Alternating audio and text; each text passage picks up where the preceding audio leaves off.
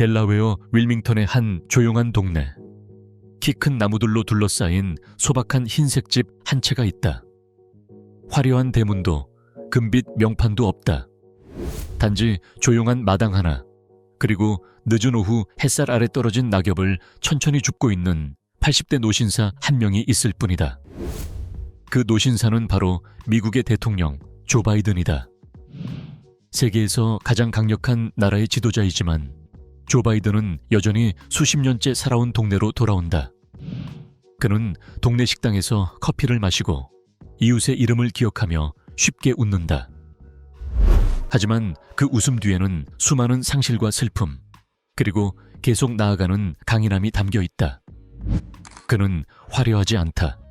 목소리도 크지 않다. 하지만 그는 그보다 더 오래 남는 무언가를 가지고 있다. 바로 회복력이다. 이것은 모든 것을 가졌던 사람의 이야기가 아니다. 이것은 모든 것을 잃고도 다시 일어선 한 사람의 이야기다. 그래서 이 시끄럽고 야망 가득한 시대 속에서도 조 바이든은 다르게 보인다. 그는 위대함을 좇지 않는다. 그저 절대 포기하지 않을 뿐이다.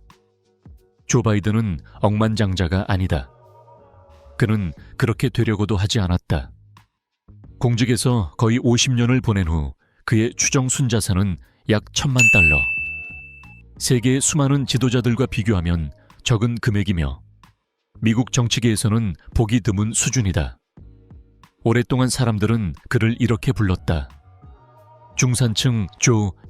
처음에는 칭찬이 아니었다. 하지만 바이든은 그 별명을 마치 훈장처럼 자랑스럽게 받아들였다.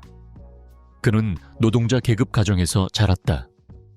아버지는 중고차를 팔았고 전기가 끊긴 밤도 있었다.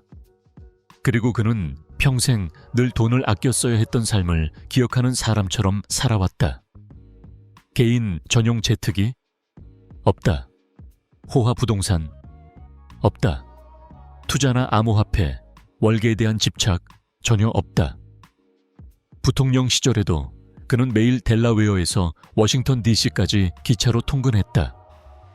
편도 90분. 그럴 필요는 없었지만 그는 그렇게 해야 발을 땅에 붙이고 살 수 있었다. 2017년 공직에서 물러난 이후에야 그의 재정 상태는 조금씩 나아지기 시작했다. 그는 회고록을 썼고 강연을 했으며 대학에서 가르쳤다. 그리고 천천히 조심스럽게 가족을 위한 마음의 평화를 위해 작은 재정적 여유를 쌓아갔다. 재산에 대해 묻는 질문에 바이든은 이렇게 대답한 적이 있다. 내가 얼마나 부자인지를 재는 기준은 내가 가진 것이 아니라 내가 얼마나 사랑했고 또 사랑받았느냐이다. 그에게 있어 돈은 권력이 아니다. 지위도 아니다. 그저 안전함일 뿐이다. 그리고 아내, 딸, 아들을 잃은 그에게 안전함은 아마도 그가 진심으로 원했던 유일한 사치였을 것이다. 조 바이든은 단숨에 대통령이 된 사람이 아니다.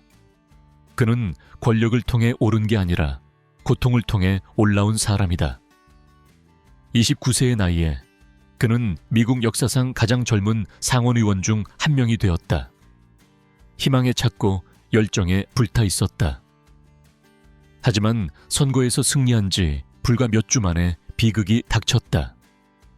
그의 아내와 어린 딸이 자동차 사고로 사망했다. 두 아들은 병원에 입원했고 바이든은 홀로 남겨졌다. 한 명의 아버지, 한 명의 호랍이, 그리고 이제 겨우 30도 안 된 청년. 그는 정치를 포기할 뻔했다.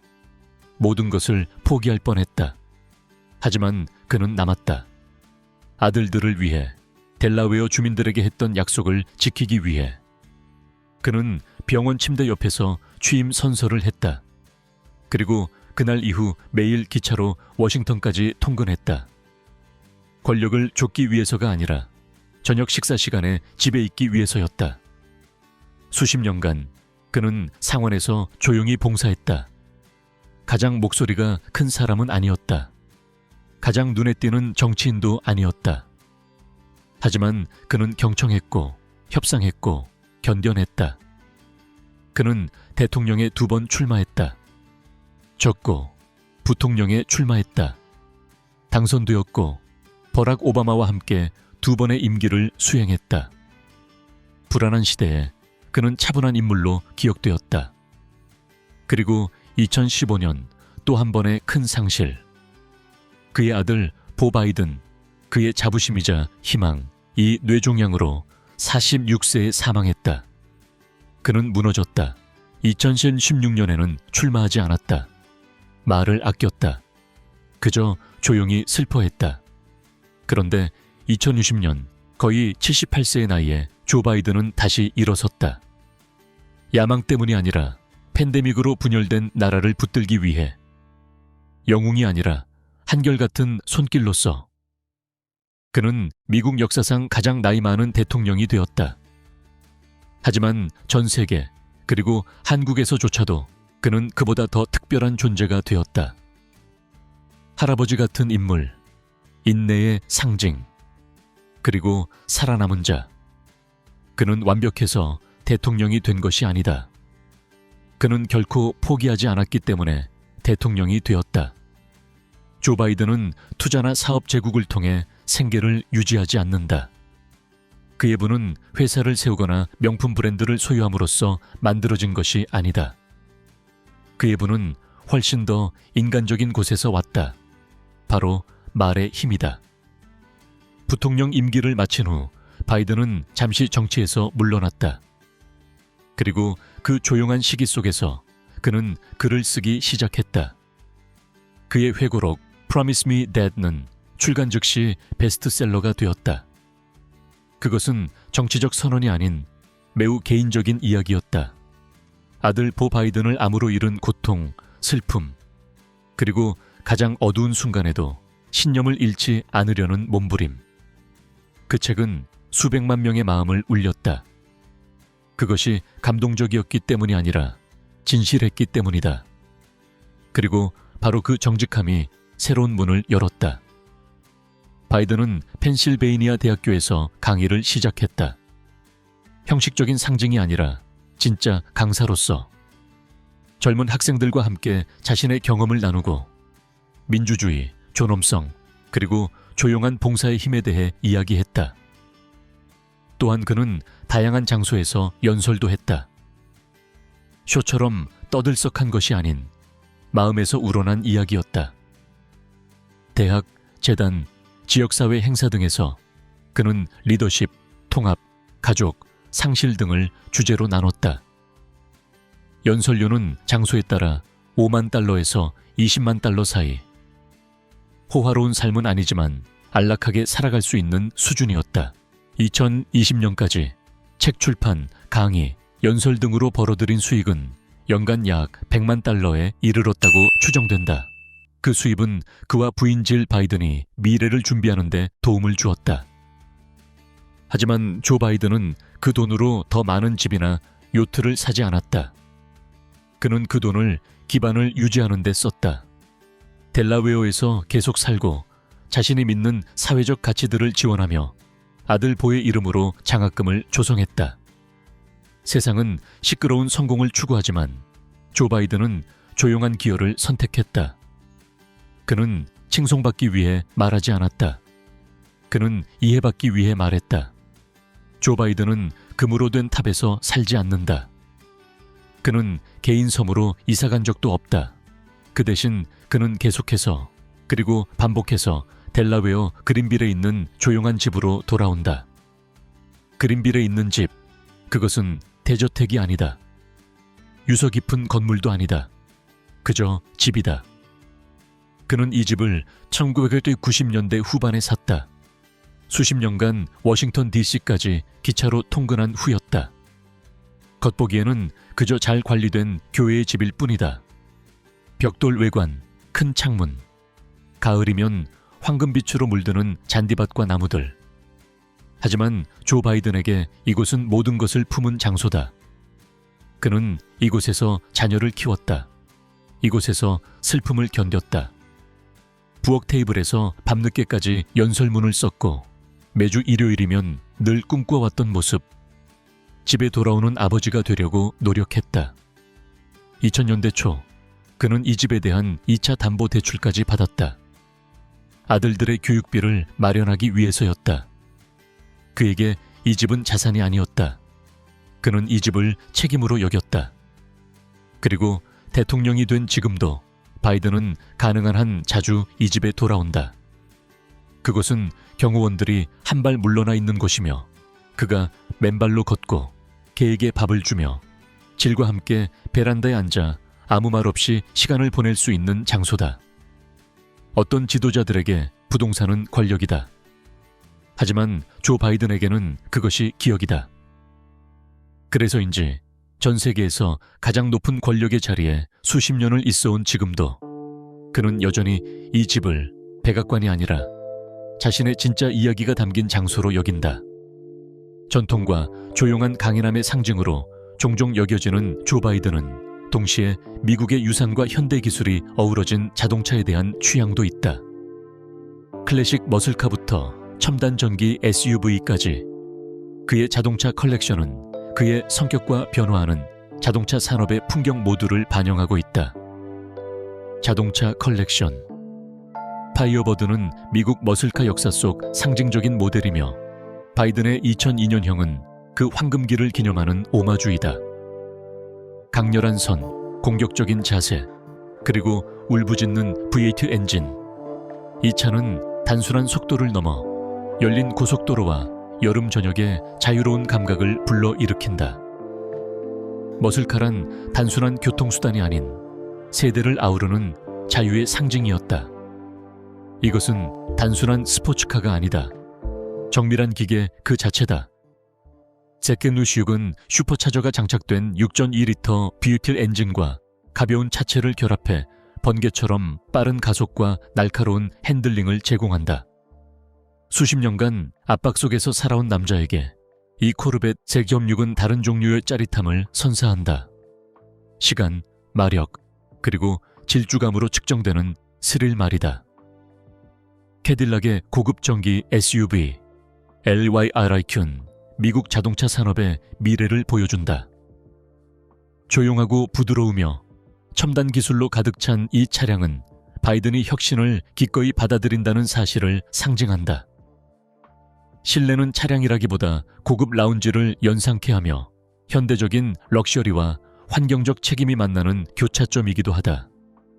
눈에 띄는 이 생동감 넘치는 스포츠카는 숙련된 정치인도 유쾌한 면을 가질 수 있다는 것을 보여준다.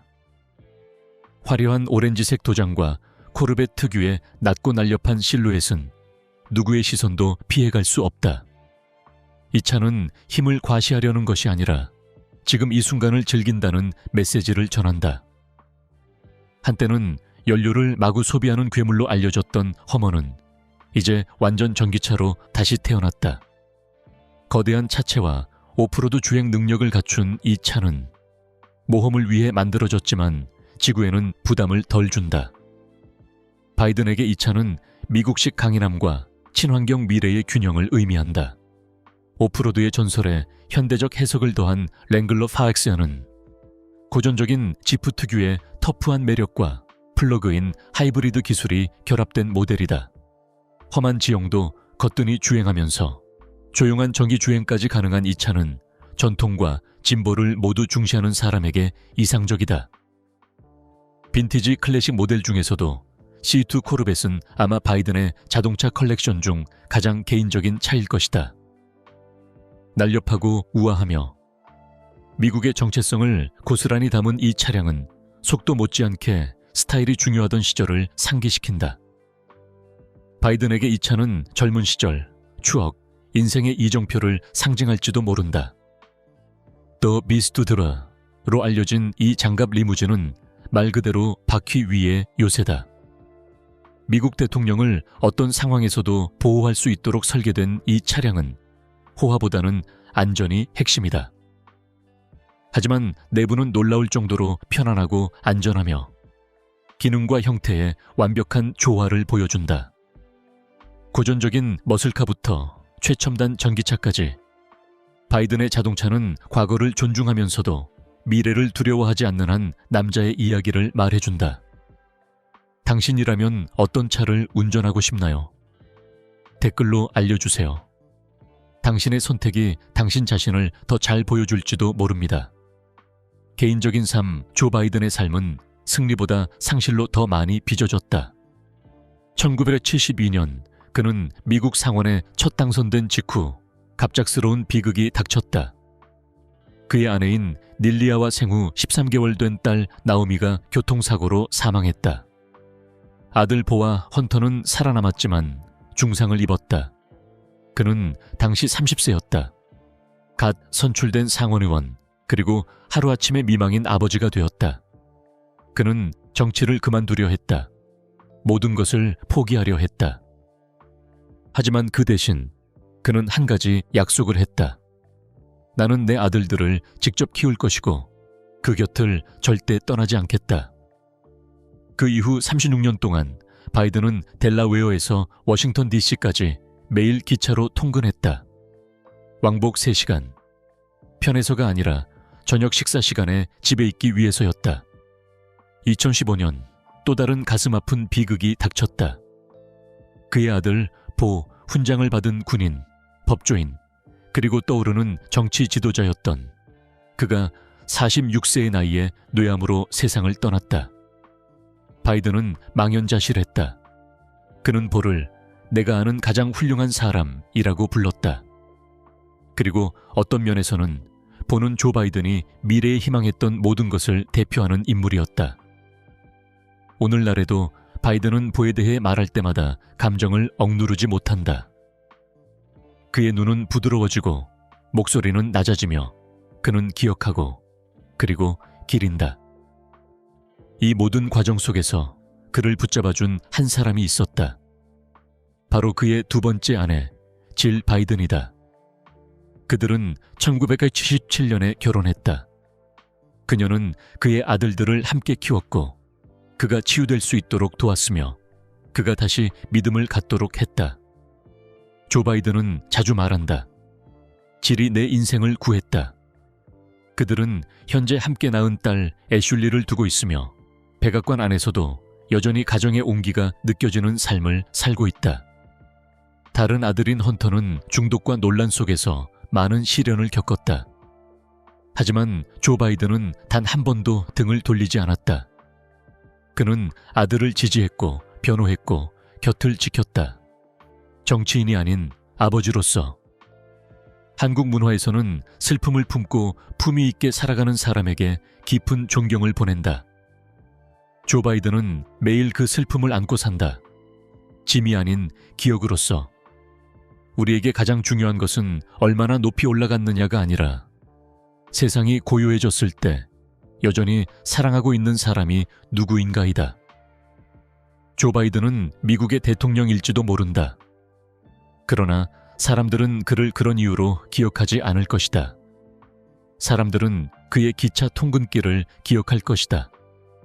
병실에서 속삭였던 기도, 아들을 이야기하며 흘렸던 조용한 눈물, 슬퍼하는 어깨 위에 얹어진 그의 따뜻한 손, 수많은 폭풍을 지나고도 지어 보인 그 미소. 그의 유산은 법률이나 기사 제목에 쓰이지 않는다. 그의 유산은 작은 행동들에 새겨진다. 포기하는 것이 더 쉬웠던 순간에 남아있었던 사람. 버림받고도 사랑했던 사람. 정치인이 아닌 한 사람으로서 나타나준 그 모습. 길을 잃은 청년들에게 그의 삶은 이렇게 말한다. 다시 시작할 수 있어. 슬픔에 잠긴 이들에게 그는 말한다. 당신은 혼자가 아니야. 실패가 두려운 이들에게 그는 말한다. 7번 넘어져도 8번 일어나. 앞으로 사람들은 그의 연설이나 직함을 잊을지도 모른다. 하지만 이건 기억할 것이다. 완벽함에 집착하는 세상 속에서 조 바이든은 결점이 있었지만 따뜻한 사람이었다. 그는 자신이 가장 강하다고 주장한 적은 없다. 그저 계속 걸어간 사람이었다. 어쩌면 이것이야말로 가장 중요한 리더십일지 모른다. 빛나기 위해서가 아니라 버텨내기 위해 존재하는 것. 만약 이 이야기가 당신 안에 무언가를 건드렸다면, 당신의 아버지, 할아버지 또는 당신 자신의 한 조각을 떠올리게 했다면 아래 댓글에 남겨주세요. 당신의 생각을, 기억을 나눠주세요. 그리고 세상에 이런 이야기들이 더 많이 필요하다고 느꼈다면 조용한 강인함, 담백한 품위, 오래도록 남는 온기를 담은 이야기들을 구독을 눌러주세요. 시청해주셔서 감사합니다. 그리고 오늘 밤 당신이 어디에 있든지 간에 계속 나아가세요. 당신은 생각보다 훨씬 잘 해내고 있어요.